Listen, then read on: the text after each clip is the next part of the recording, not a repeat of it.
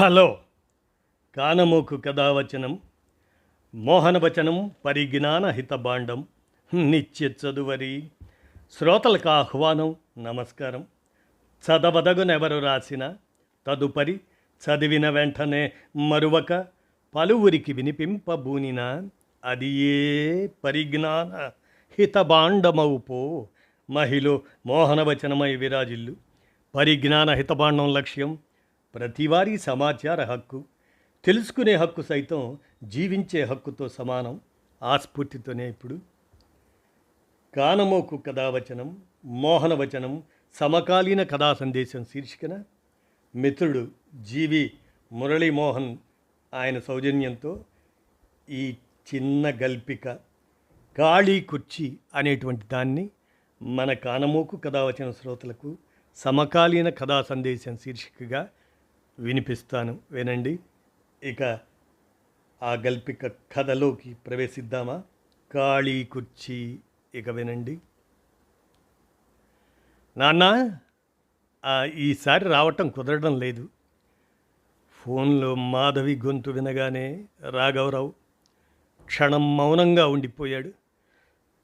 పర్వాలేదమ్మా, పని ముఖ్యం. మీకేమైనా కావాలంటే చెప్పండి, వెంటనే ఆర్డర్ చేస్తాను. నాకు కావాల్సింది ఆర్డర్లో రాజులేమ్మా. మాధవి నవ్వింది. ఏంటి నాన్న, ఈ మధ్య బాగా జోకులేస్తున్నారు? రాఘవరావు కూడా నవ్వాడు. ఆ నవ్వులోని బాధ ఆమెకు కనిపించలేదు. ఎందుకంటే అది వీడియో కాల్ కాదు. రాఘవరావు ఒకప్పుడు ఆ ఊరిలో పేరున్న వ్యాపారవేత్త. చిన్న దుకాణంతో మొదలుపెట్టి 20 ఏళ్లలో పెద్ద వ్యాపారం నిర్మించాడు. భార్య సుమతి ఎన్నోసార్లు అనేది, మీరు సంపాదించింది చాలు, కాస్త పిల్లలతో గడపండి అని. అప్పుడు రాఘవరావు సమాధానం ఒకటే, ఎవరి కోసం సంపాదిస్తున్నాను? వాళ్ళ కోసమే కదా. 2 కూతుళ్ళు, మాధవి మానస. వాళ్ళ చదువుల విషయంలో ఎక్కడా రాజీ పడలేదు. మాధవి విదేశాలకు చదువుకు వెళ్ళాల్సి వచ్చినప్పుడు తనకు ఎంతో ఇష్టమైన పొలాన్ని అమ్మేశాడు రాఘవరావు. మానస పెళ్ళికి అప్పు చేశాడు. మనకెందుకండి ఇంత కష్టం అని సుమతి అడిగితే, మన పిల్లలు మనకంటే బాగా బతకాలి, అదే మన సంపాదనకు అర్థం అనేవాడు రాఘవరావు. అతను కోరుకున్నట్టే జరిగింది. పిల్లలు బాగా స్థిరపడ్డారు.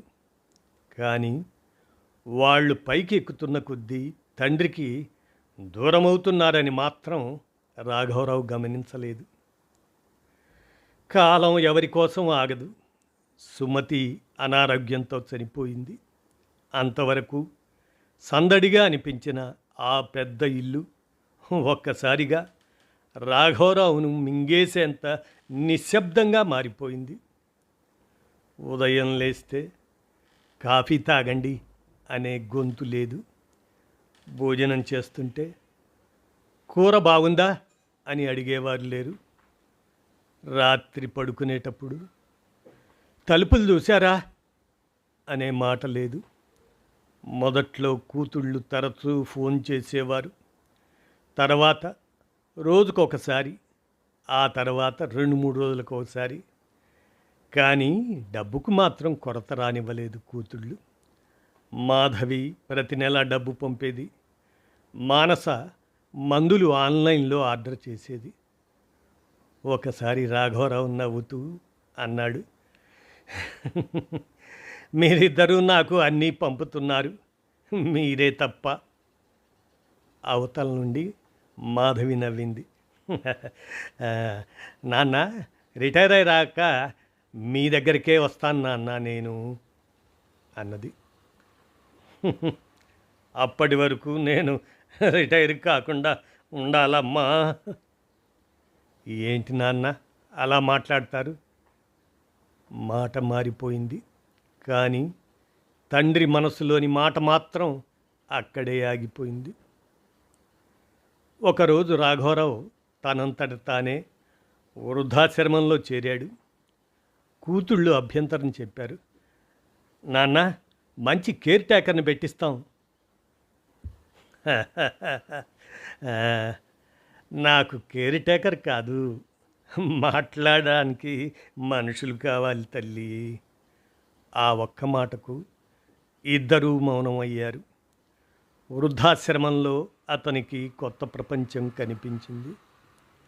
ఎవరికో కొడుకు అమెరికాలో, మరొకరికి కూతురు ఆస్ట్రేలియాలో, ఇంకొకరికి పిల్లలు అదే నగరంలో ఉన్న నెలల తరబడి కనిపించరు. అక్కడ ప్రతి గదిలోనూ ఓ కథ ఉంది. కానీ అన్ని కథల్లోనూ ఒక పాత్ర మాత్రం కామన్.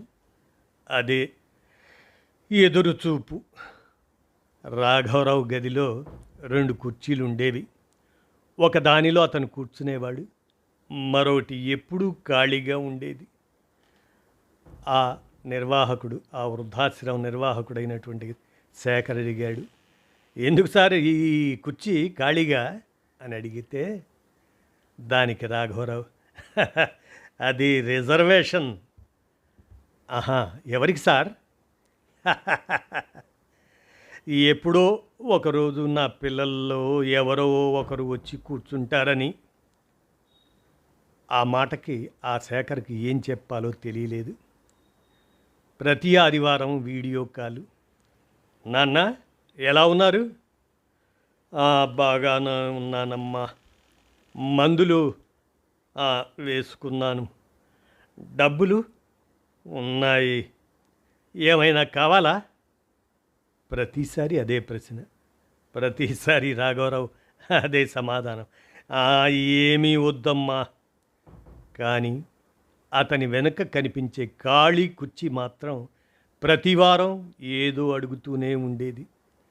దాన్ని ఎవరూ గమనించలేదు. ఒక ఆదివారం వీడియో కాల్ రాలేదు. మాధవి బిజీగా ఉంది. మానస ఒక కార్యక్రమానికి వెళ్ళింది. ఆ మరుసటి సోమవారం ఉదయం శేఖర్ ఫోన్ చేశాడు. మేడం, మీ నాన్నగారు అంటూ ఆ తర్వాత మాట చెప్పడానికి అతని గొంతు రాలేదు. రాఘవరావు నిద్రలోనే వెళ్ళిపోయాడు. మాధవి చేతిలోని ఫోన్ జారిపోయింది. మానస ఏడుస్తూ అక్కడికి ఫోన్ చేసింది. ప్రయాణం, టిక్కెట్లు, అత్యవసర బాధ్యతలు, సమయం అన్నీ ఒక్కసారిగా అడ్డుగోడల్లా నిలబడ్డాయి వారి మధ్య. చివరకు తండ్రి అంత్యక్రియలను ఇద్దరూ వీడియో కాల్లో చూడాల్సి వచ్చింది. చితిమంటలు ఎగిసిపడుతున్నాయి. మొబైల్ స్క్రీన్పై ఇద్దరు కూతుళ్ళు కన్నీళ్లు పెట్టారు. జీవితమంతా వాళ్ళ భవిష్యత్తు కోసం పరిగెత్తిన మనిషి రాఘవరావు చివరకు వాళ్లకు కొన్ని అంగుళాల స్క్రీన్లో కనిపిస్తున్నాడు. అంత్యక్రియలు పూర్తయ్యాక శేఖర్ అన్నాడు, మేడం, మీ నాన్నగారు మీకోసం ఒక వీడియో పెట్టారు అని చెప్తే ఆన్ చేయమన్నారు. వీడియో ప్రారంభమైంది. స్క్రీన్పై రాఘవరావు, వెనుక అదే ఖాళీ కుర్చీ. మాధవి, మానస, మీరు ఈ వీడియో చూస్తున్నారంటే నేను మీకు కనిపించని చోటుకు వెళ్ళిపోయానన్నమాట. ఇద్దరూ ఏడవటం మొదలుపెట్టారు. ఏడవకండి, మీ మీద నాకు కోపం లేదు. మీరు నన్ను నిర్లక్ష్యం చేశారని కూడా నేను అనుకోను. డబ్బు పంపారు, మందులు పంపారు, ప్రతివారం ఫోన్ చేశారు, మీ బాధ్యతలన్నీ చేశారు. కానీ నా వెనుక ఈ కుర్చీ కనిపిస్తుందా? మాధవి ఒక్కసారిగా స్క్రీన్కు దగ్గరైంది. 6 నెలలుగా ప్రతి వీడియో కాల్లో అది మీకు కనిపిస్తూనే ఉంది. మీలో ఎవరో ఒకరు వచ్చి నా పక్కన కూర్చుంటారని పెట్టుకున్నాను ఆ కుర్చీ. కానీ అది ఖాళీగానే ఉండిపోయింది. రాఘవరావు కాసేపు మౌనంగా ఉన్నాడు. తరువాత చిన్నగా నవ్వాడు. ఒక విషయం ఆలస్యంగా నేర్చుకున్నానమ్మా. డబ్బు పంపడానికి బ్యాంక్ యాప్ చాలు, ప్రేమ పంపడానికి మాత్రం మనిషి రావాలి. మీరు సంతోషంగా ఉండండి, అదే నాకు కావాలి. అది చివరి మాట. వీడియో ఆగిపోయింది. మాధవి మాత్రం స్క్రీన్నే చూస్తూ ఉండిపోయింది. 10 సంవత్సరాలు గడిచాయి. మాధవి రిటైర్ అయ్యింది. ఆమె కొడుకు ఆదిత్య విదేశాల్లో పెద్ద ఉద్యోగంలో స్థిరపడ్డాడు. ప్రతి నెల తల్లికి డబ్బు పంపుతాడు. ఖరీదైన మందులు ఆర్డర్ చేస్తాడు. వారానికి 2 సార్లు వీడియో కాల్ చేస్తాడు. ఒకరోజు మాధవి పుట్టినరోజు వచ్చింది. ఉదయాన్నే పెద్ద కేక్ డెలివరీ అయ్యింది. పూల బొకే వచ్చింది. కొత్త ఫోన్ వచ్చింది. సాయంత్రం ఆదిత్య వీడియో కాల్ చేశాడు. హ్యాపీ బర్త్డే అమ్మా, నా గిఫ్ట్స్ నచ్చాయా? చాలా నచ్చాయి నాన్న, ఇంకేమైనా కావాలంటే చెప్పు, ఆర్డర్ చేస్తాను. మాధవి ఒక్కసారిగా మౌనం అయింది. ఎక్కడో ఎప్పుడో అదే మాట. మీకేమైనా కావాలంటే చెప్పండి నాన్న, వెంటనే ఆర్డర్ చేస్తాను. ఆ మాట ఆమె గుండె ఒక్కసారిగా బరువెక్కింది. ఆదిత్య, చెప్పమ్మా, ఈసారి నువ్వు వస్తావా? 4 రోజులు నా దగ్గరుండి వెళ్ళు. ఆదిత్య ముఖం మారింది. అమ్మా, రావాలని నాకు చాలా ఉంది, కానీ ప్రాజెక్ట్ చాలా క్రిటికల్. ఇంకా 2 నెలల్లో, ఇంకో 2 నెలల్లో చూద్దాం. నీకు ఏం కావాలో చెప్పు, పంపిస్తాను.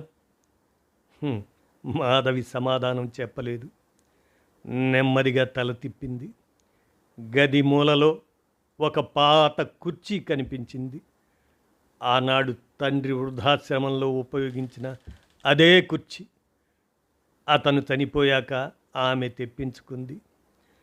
ఇన్నేళ్లుగా అది ఒక జ్ఞాపకం. ఆ రోజు మొదటిసారి అది జ్ఞాపకంలా కనిపించలేదు, అద్దంలా కనిపించింది. తన తండ్రి స్థానంలో ఇప్పుడు తాను కనిపించింది. తన స్థానంలో తన కొడుకు కనిపించాడు. ఆమె కళ్ళల్లో నీళ్లు తిరిగాయి. ఏమైందమ్మా అంటూ ఆదిత్య అడిగాడు. మాధవి కన్నీళ్లు తుడుచుకుంది. ఏమీ లేదు నాన్న. కొద్దిసేపు ఆగింది. నీకు వీలైనప్పుడే రా, నేను నిన్ను తప్పు పట్టను. కానీ ఒక్క విషయం గుర్తుపెట్టుకో, డబ్బు పంపడానికి ఆలస్యమైతే మళ్ళీ పంపొచ్చు. మనిషిని చూడ్డానికి ఆలస్యమైతే కొన్నిసార్లు మళ్ళీ అవకాశం రాదు. ఆదిత్య మౌనంగా ఉండిపోయాడు. కాల్ ముగిసింది. మాధవి నెమ్మదిగా నడిచి ఆ ఖాళీ కుర్చీలో కూర్చుంది. చేతితో దాని అంచును తడిమింది. నాన్న, గొంతు వణికింది. నువ్వు చెప్పింది అప్పుడు నాకు అర్థం కాలేదు, ఇప్పుడు అర్థమైంది. కానీ అర్థమయ్యేసరికి నువ్వు లేవు. గదిలో ఎవరూ లేరు. ఆమె ఎదురుగా మొబైల్ మాత్రం వెలుగుతుంది. మాధవి దాన్ని ఆఫ్ చేసింది. గది చీకటయింది. కానీ ఆమెకు ఒక నిజం స్పష్టంగా కనిపించింది. కొన్ని తప్పులకు శిక్ష దేవుడు వేయడు, కాలమే వేస్తుంది. మనం ఒకప్పుడు మరొకరికి ఇచ్చిన ఒంటరితనాన్ని కాలం మరో రూపంలో తీసుకొచ్చి మన పక్కనే ఉన్న ఖాళీ కుర్చీలో కూర్చోబెడుతుంది. రేపటి తరానికి బతుకు భద్రతలతో పాటు ఈ జాగ్రత్తలను కూడా నేర్పండి